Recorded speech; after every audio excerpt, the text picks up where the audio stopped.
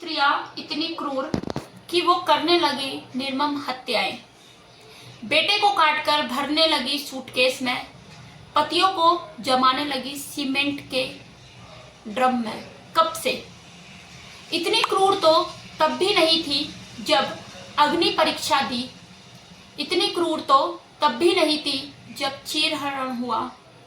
इतनी क्रूर तो तब भी नहीं थी जब जीवित सती हो जाया करती थी। इतनी तो तब भी नहीं थी जब दहेज के लिए मारी जाती थी। सोचने का विषय है। भी नहीं जब बेच दी जाती थी कुछ रुपयों में।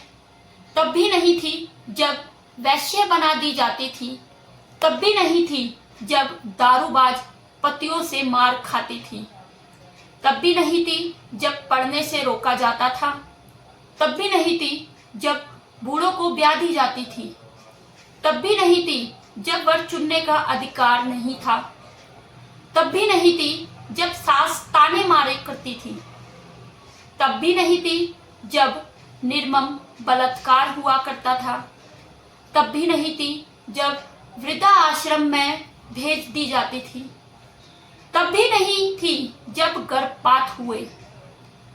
तो कहां से और किससे चूक हो गई? कहां से और किससे चूक हो गई? कहां कोई मौन रह गया? कहां कुछ सुना नहीं गया? ऐसे कैसे हो सकती है? वरना एक स्त्री इतनी क्रूर विचार करे। सोचने का विषय है कि एक स्त्री जो कोमल हृदय वाली मानी जाती है, जिसने इतने बलिदान सहे, और आज वो स्त्री एक खूनी बनकर निकलकर सामने आती है। इतनी क्रूर हो जाती है कि अपने पति के 15 टुकड़े कर डालती है। इतनी क्रूर हो जाती है कि प्रेम विवाह रचने के बावजूद, पहले वो तलाकशुदा थी, पहले पति को छोड़कर इससे प्रेम विवाह करती है, और इस पति के बाद भी किसी और से प्रेम करने का दावा करती है। उसके साथ में रहती है, हंसती है, सब चीज करती है, और बाद में मिलकर अपने ही पति की हत्या कर देती है। सोचने का विषय है कि उसकी खुद की एक 6 साल की बेटी है, वो भी एक लड़की है। जब उसने देखा कि पापा ड्रम के अंदर है तो उस पर क्या बीती होगी। उसको तो समझ भी नहीं आया होगा। सर से माँ का आंचल और बाप की छावत छिन गई। वो बेटी आज अनाथ हो गई। उसे जिंदगी भर उस माँ का नाम उसकी जिंदगी से जुड़ा होगा, जो कहलाएगी एक हत्यारन, जिसने अपने ही पति की हत्या कर दी। तो कहीं ना कहीं पर एक सोचने का विषय है कि आजकल की लड़कियां जो है वो क्या होता हुआ जा रहा है। सोशल मीडिया पर ऐसे तमाम केस निकलकर सामने आ रहे हैं। कुछ ही हाल ही फिलहाल उत्तर प्रदेश का एक और केस निकलकर सामने आया, जहां पर शादी के 15 दिन बाद ही पत्नी ने पति की हत्या कर दी। ऐसे तमाम केस जो हैं हम और आप तक पहुंचते भी नहीं हैं, जो दफन होकर रह जाते हैं, चर्चाओं में नहीं निकलते। और लड़कियां जो हैं आजकल, आप भी सतर्क हो जाइए उन लड़कियों से, आप भी सतर्क हो जाइए उन लड़कों से जो प्रेम के जाल में ऐसे लड़कियों और लड़कों को फंसाते हैं और उनकी जिंदगी बर्बाद कर देते हैं।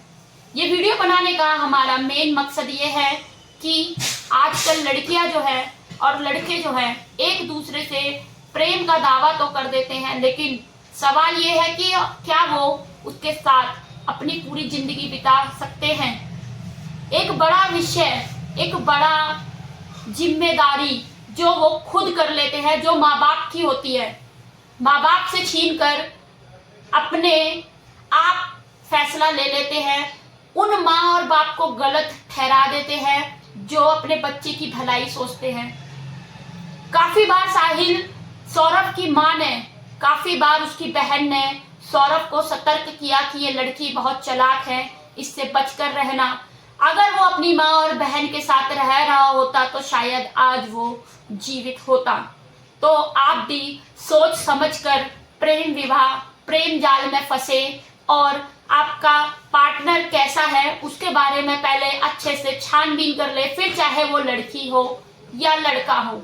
उसके बाद वैसे तो ये हक अपने माँ बाप को ही दे, इस तरीके के किसी भी प्यार के झांसे में ना आए, और जहां उनके परिवार वाले उनका विवाह करना चाहते हैं उसको समझे, सोचे और उनकी भलाई होगी उसके साथ ही अपने माँ बाप के साथ जुड़कर शादी करने का एक बड़ा फैसला ले और उनको ही जिम्मेदारी दे।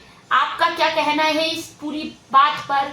कमेंट में एक बार अपनी राय जरूर दें और अपने माँ बाप का नाम रोशन करें, ना कि आज उसकी वजह से हुई ये दरिंदगी के बाद उसकी माँ और बाप आज खुद उसे फांसी के तख्त पर पहुंचाने के लिए कहते हुए नजर आ रहे हैं। उससे बचे।